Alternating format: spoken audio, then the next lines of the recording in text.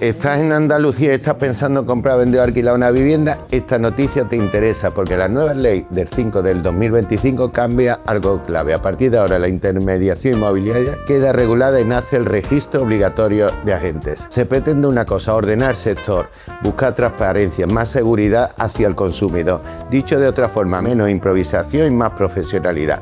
La primera gran clave es el registro.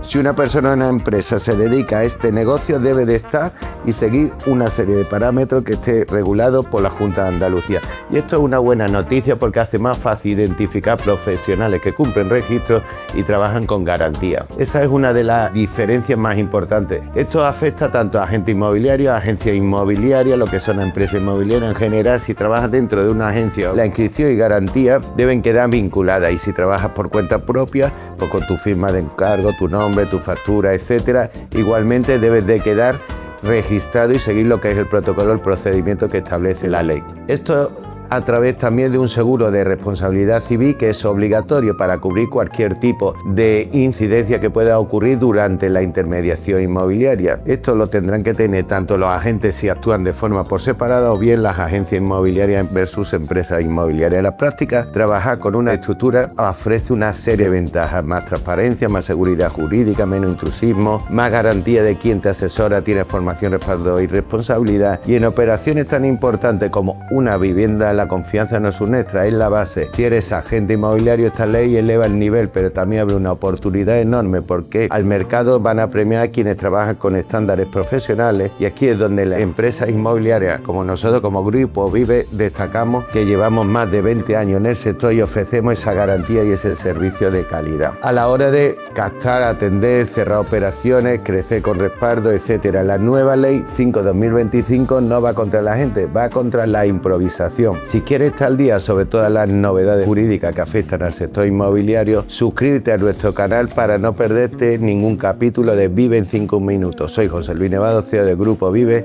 y nos vemos en el siguiente episodio. Y recuerda, vive siempre tu mejor opción.